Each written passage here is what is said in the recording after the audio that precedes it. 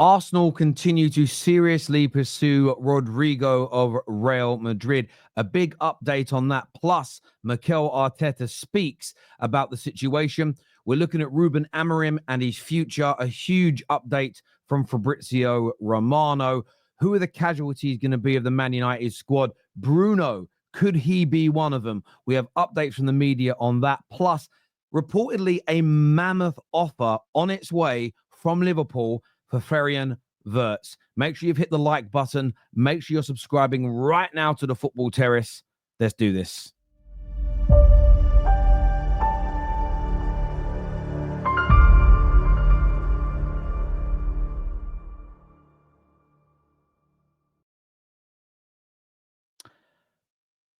Florian Plattenberg states that Arsenal are continuing to seriously pursue Rodrygo. Still difficult, but he is currently at the very top of their list for the wing.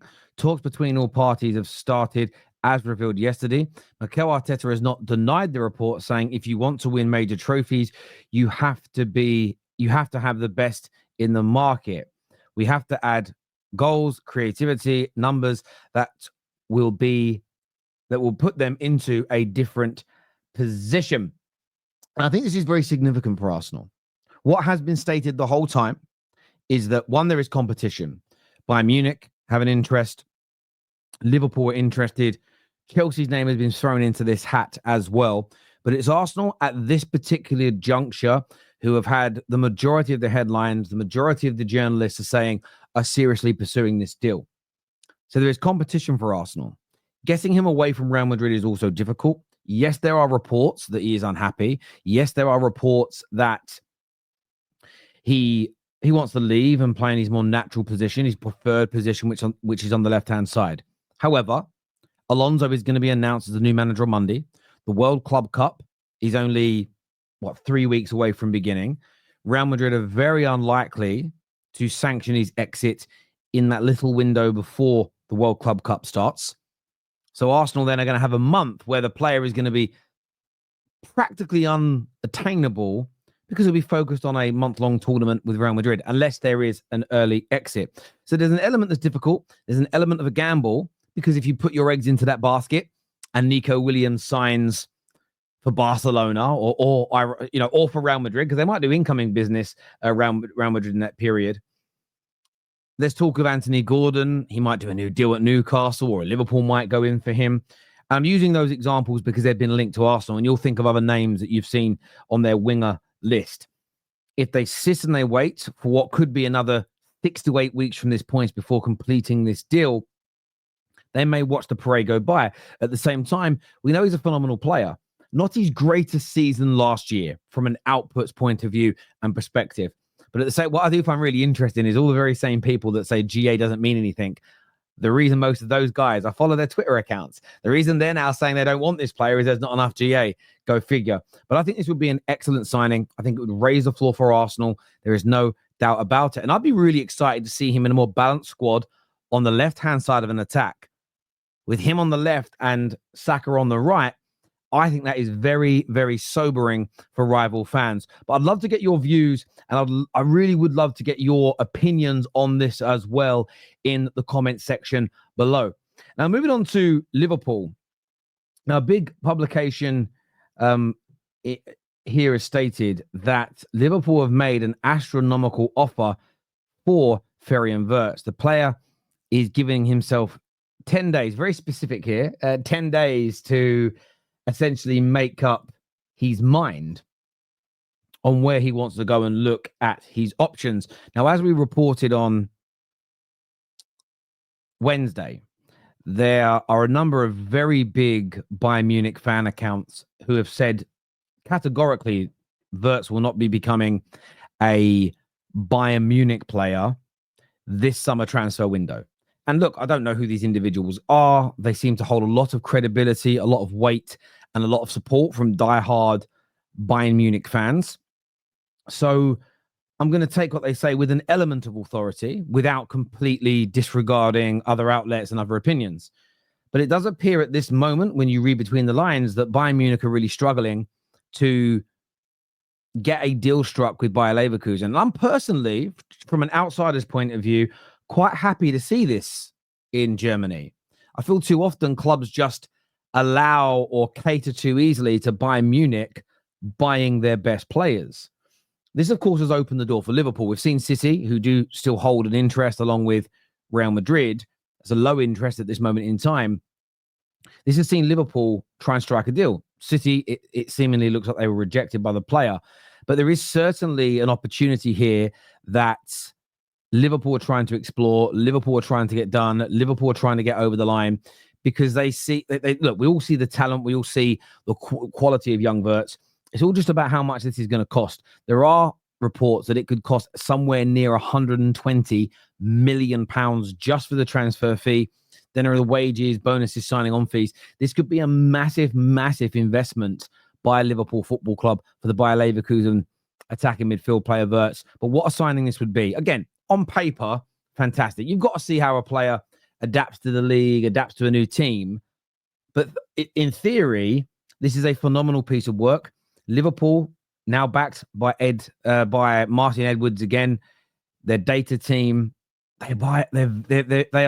he is largely successful, especially when it comes to the big money signings at Liverpool. Yes, you can cite your Naby Keitas under his stewardship, but you also then have to look at when the way they went and found the Manes and the Salahs that were not this level of money, but sort of 30 to 40 million was still a lot of money 7-8 years ago.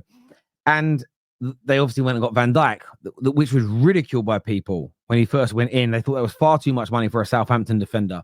Alisson in goal as a prime example. Very good record when it comes to those record-breaking signings. I'm not sure if Edwards was there when they signed Darwin Núñez. I don't know. Somebody can educate me on that in the comment section. But this is, again, a little bit like the potential of Rodrygo to Arsenal. This is a sobering deal if Liverpool can get it done. Kirkes and Frimpong feel and appear like they are pretty much done, dusted, and over the line. This would just almost be like insult to injury in many ways. But look, give us your thoughts. Give us your opinions on this in the comments section below. Now, moving on, I want to speak here about the situation with Manchester United. Fabrizio Romano has updated us and said that Man United plan to continue building with Amorim and supporting the coach.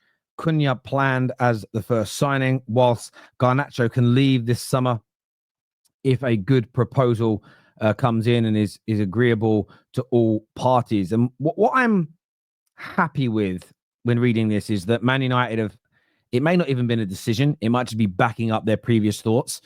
There's a lot of panic in the Man United fan base. Do we have a plan of action? Are we actually going to back the manager's system? We've decided on this style of play. We've decided on the kind of profile of player we need, but are we actually going to deliver against it? Now, a lot of people are worried that the Cunha deal may fall through because we, United, didn't beat Spurs in the final of the Europa League. Every credible report in the build-up to that final said him coming was not dependent on that at all. Nothing has changed in relation to that deal. The same as the situation with Delap. Now, Delap, there is interest from other parties, Newcastle being one of those clubs that are interested in him. And I think that's something that Manchester United fans need to be aware of. Newcastle and Chelsea are in the race. And you may see Newcastle's interest go from medium to high very soon, the same as Arsenal's is.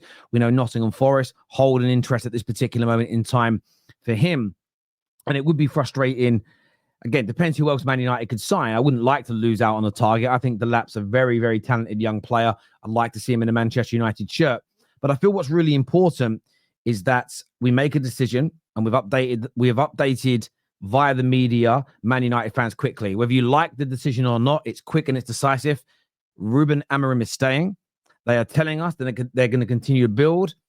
The manager himself has come out via the media and stated he really wants faster, more athletic, pacier, stronger players purchased this summer.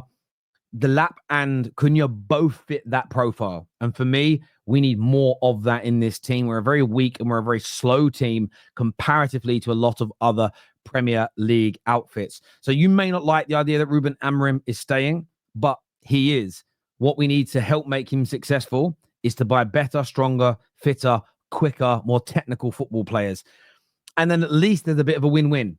If Rúben still doesn't work out and has to go, at least the new manager walks into a better squad. There's something that I think United fans should all be on board with. We need to make the squad better. Liam Delap and Cunha appear to be two of the players that Man United are going for. You're looking at a combined expenditure of about £90 million. That's said to be doable without any sales, without any European football. Of course, a lot of money can be raised elsewhere. Rashford, 40 million. Anthony, 40 million. Sancho is going to be around, well, we're either going to get 25 million from Chelsea or 30 million because Chelsea pay us 5 million not to buy him and we sell him. There are other players that can go as well. The likes of Casemiro, the likes of Onana are receiving interest from some of the clubs in Saudi Arabia.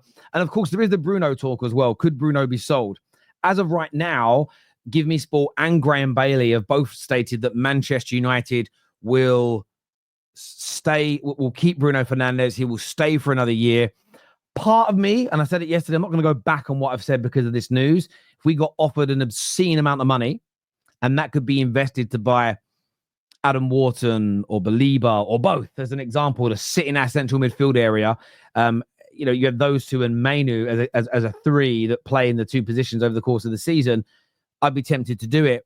If we're going to get Cunha, if we could add Mbomo and Cherki to our kind of attacking midfield 10 roles, I would be confident that between them, there is the creativity and there is the goals that you would lose with Bruno Fernandes leaving. The issue is, do we have the leadership? Do we have... Because he is definitely a player that buys into what Ruben's trying to do, the same as Delo. The same as quite a number of players have come out since the final and said, believe in this manager, we need to stick with him. We essentially just need better players. So they're all kind of saying it without being completely and utterly direct. So let's see what happens. I want to get your opinions on those pieces of news in relation to Manchester United. Make sure you're hitting that like button for us, please. Make sure you are subscribing as well. We're back later today with another episode of Straight Facts. Can't wait to see you guys tuning into that. But look, leave us your comments. They're big stories today. Arsenal pushing really hard for Rodrygo. Mikel Arteta talking about the deal and saying you have to go and sign the best players. That should be very encouraging for Arsenal fans. Liverpool, the Wirtz deal, it's starting every day to have this smell about it, like it really could come to fruition. Where's your thought process at with that? And Man United, we are sticking with Rúben Amorim. We are saying to the fans we're going to back him. So now my attention firmly goes on to Ineos, Barada, Wilcock, Vavel. Deliver the players, more technical ability, more speed, more power, more pace. Add 5 or 6 of those players into this squad this summer, and then we see where the land lies. Then maybe we get a little bit more answers. Of course, we need more goals and creativity within those players, which is why I'm very specific when I mentioned the technical ability. But give me your opinions below. Until next time, people, thank you for tuning in to the Done Deal Show, and we'll see you all again soon. Peace.